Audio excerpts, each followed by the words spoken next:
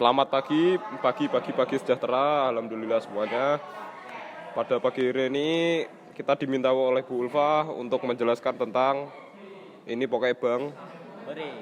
Udah langsung pokoknya mulai dari KZR. Udah, KZR.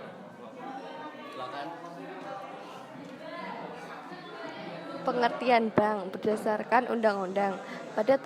Pada Undang-Undang Nomor 10 Tahun 1908 tentang perbankan, bank disebutkan sebagai badan usaha yang menghimpun dana dari masyarakat dalam bentuk simpanan dan menyalurkan kepada masyarakat dalam bentuk kredit atau bentuk-bentuk lainnya dalam rangka meningkatkan taraf hidup masyarakat. Secara sederhana, bank diartikan sebagai lembaga keuangan yang kegiatan usahanya adalah menghimpun dana dari masyarakat dan menyalurkan kembali dana tersebut ke masyarakat serta memberikan jasa-jasa bank lainnya. Fungsi berdasarkan Undang-Undang tahun 27 tahun 1902. Fungsi utama perbankan Indonesia adalah sebagai penghimpun dan menyalur dana masyarakat. Perbankan Indonesia bertujuan menunjang pelaksanaan pembangunan nasional dalam rangka meningkatkan pemerataan, pertumbuhan ekonomi, dan stabilitas nasional ke arah peningkatan kesejahteraan rakyat banyak.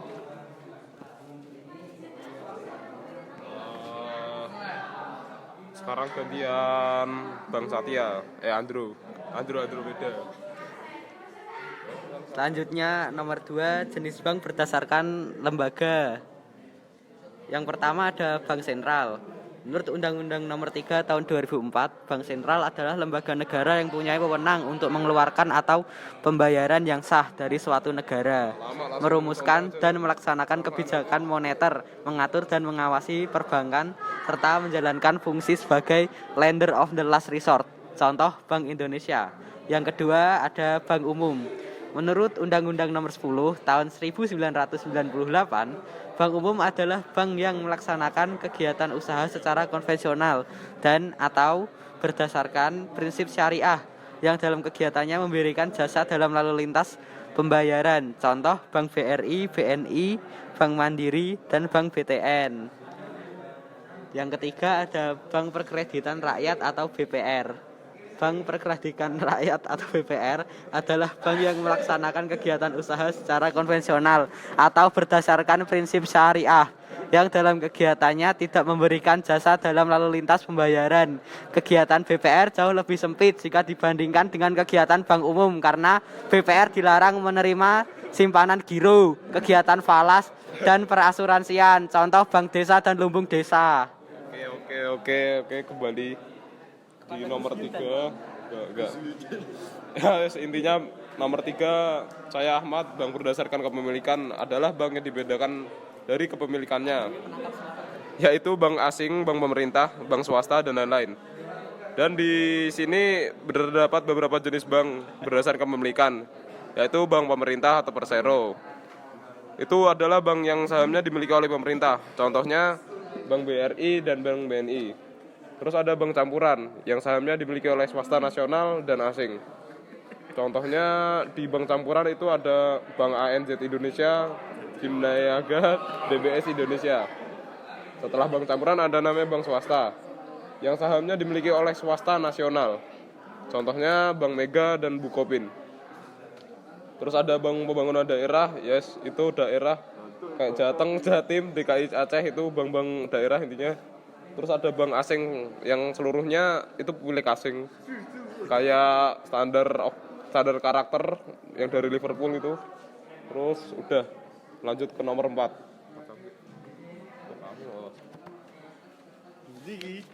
Astaga. Bentar, masih dicari. Udah ketemu.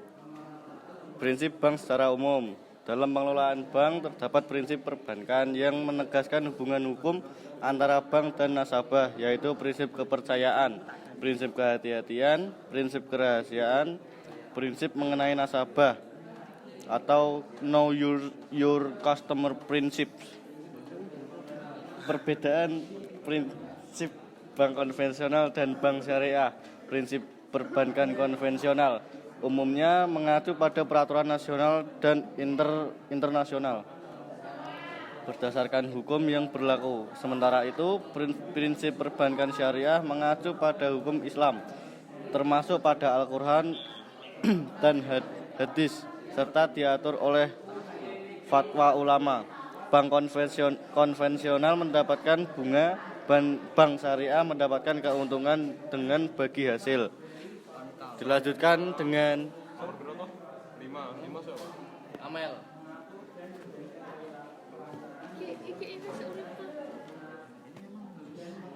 Di sini saya Amelia akan menjelaskan mengenai produk dan jasa perbankan konvensional.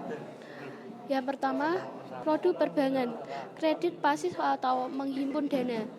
Yang kesatu, giro, suatu istilah perbankan untuk suatu pembayaran yang hampir merupakan kebalikan dari sistem cek. Tabungan berjangka atau deposit berjangka, jenis tabungan yang dananya harus disimpan selama jangka waktu tertentu. Yang ketiga, tabungan, simpanan uang di bank yang penarikannya hanya dapat dilakukan menurut syarat tertentu. Ada juga deposit on call, deposit automatic rollover atau kredit aktif menyalurkan dana, kredit rekening koran, fasilitas pinjaman revolving dengan jangka waktu tertentu yang penarikannya dan pelunasannya dapat dilakukan setiap saat. Kredit reimbursement atau letter of credit, pinjaman yang diberikan ke nasabah atas pembelian sejumlah barang dan pembayarannya adalah bank. Ada juga jasa perbankan. Yang pertama yaitu jasa penyimpanan, usaha seseorang atau badan usaha untuk membantu orang yang memiliki ingin menyimpan harta kekayaan. Yang kedua, pemberian jaminan, barang, harta atau benda yang diberikan oleh debitur kepada kreditur dalam pengajuan pinjaman. Yang ketiga adalah transfer, yaitu memindahkan sejumlah dana tertentu sesuai dengan perintah si pemberi alamat atau penerima transfer. Ada juga jual beli valuta asing, menawarkan kartu kredit, menyediakan cek perjalanan, menyediakan ATM, menyediakan kartu debit, melaksanakan penagihan piutang atau inkaso. Selanjutnya saya Nida Koronisa akan menjelaskan tentang produk dan jasa perbankan syariah, menghimpun dana. Pertama, wadiyah, amanah. Pada prinsipnya, harta titipan tidak boleh dimanfaatkan oleh yang dititipi. Wadiah, damanah, pihak yang dititipi atau bank bertanggung jawab atas keutuhan harta titipan, sehingga ia boleh memanfaatkan harta titipan tersebut. Diterapkan pada rekening giro. Selanjutnya ada mudharabah. Dalam mengaplikasikan prinsip mudharabah, penyimpanan atau deposan bertindak sebagai sahibul ma'al atau pemilik modal dan bank sebagai mudharib pengelola. Dana tersebut digunakan bank untuk melakukan transaksi bentuk akad mudharabah atau ijarah. Hasil usaha dibagi hasilkan berdasarkan nisbah yang disepakati dan diaplikasikan pada produk tabungan berjangka dan deposito. Selanjutnya, jual beli atau bai. Prinsip jual beli dilaksanakan sehubungan dengan adanya perpindahan kepemilikan barang atau benda. Tingkat keuntungan bank ditentukan di depan dan menjadi bagian harga atas barang yang dijual. Di sini ada transaksi jual beli dapat dibedakan berdasarkan bentuk pembayarannya dan waktu penyerahannya. Barang menjadi 3, yaitu pertama, murabahah adalah suatu perjanjian yang disepakati antara bank syariah dengan nasabah. Bank menyediakan pembiayaan untuk pembelian bahan baku atau modal kerja lainnya dalam bentuk barang yang dibutuhkan nasabah, bisa dicicil atau dibayar di akhir. Kedua, salam adalah pembiayaan jual beli di mana pembeli memberikan uang terlebih dahulu terhadap barang yang dibeli yang telah disebutkan spesifikasinya dengan pengantaran. Kemudian, yang ketiga ada istihah, adalah transaksi jual beli dengan pesanan. Pihak pembeli memesan suatu barang untuk dibuatkan baginya dan pembayaran dapat dilakukan di muka sekaligus. bertahap sesuai dengan perkembangan pekerjaan atau dicicil dalam jangka panjang sesuai dengan perjanjian. Selanjutnya ada ijarah atau sewa. Ijarah adalah akad pemindahan hak guna atau manfaat atas suatu barang atau jasa dalam waktu tertentu melalui pembayaran sewa atau upah, tanpa diikuti dengan pemindahan kepemilikan barang itu sendiri. Pada ijarah, objek transaksinya adalah jasa. Berikutnya ada bagi hasil atau syirkah, yaitu ada pembiayaan musyarakah adalah kontrak pembiayaan antara bank syariah dengan nasabah yang membutuhkan pembiayaan, di mana bank dan nasabah secara bersama-sama membiayai suatu usaha yang juga dikelola secara bersama atas prinsip bagi hasil. Selanjutnya ada pembiayaan mudarabah, adalah kerjasama antara dua pihak di mana sahibul ma'al menyediakan dana sedangkan mudarib menjadi pengelola dana dengan keuntungan dan kerugian dibagi menurut kesepakatan di muka. Selanjutnya ada pembiayaan dengan akad pelengkap. Akad pelengkap tidak ditujukan untuk mencari keuntungan, tetapi ditujukan untuk mempermudah pelaksanaan pembiayaan. Di sini ada wakalah, yaitu akad perwakilan antara kedua belah pihak atau bank dan nasabah, di mana nasabah memberikan kuasa kepada bank untuk mewakili dirinya melakukan pekerjaan atau jasa tertentu.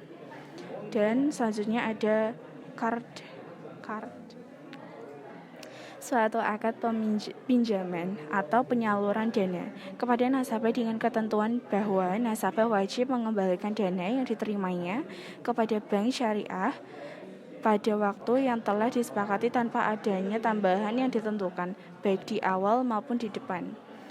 Selanjutnya yang terakhir ada rah atau gadai, adalah akad menjadikan barang yang mempunyai nilai ekonomis sebagai jaminan utang hingga pemilik barang yang bersangkutan boleh mengambil utang. Terima kasih dari saya. Oke. Terima kasih sekian semua. Mohon maaf kalau nggak jelas. Pokoknya minta maaf lahir dan batin. Terima kasih. Assalamualaikum. Waalaikumsalam. Bro, udah mati ini gimana?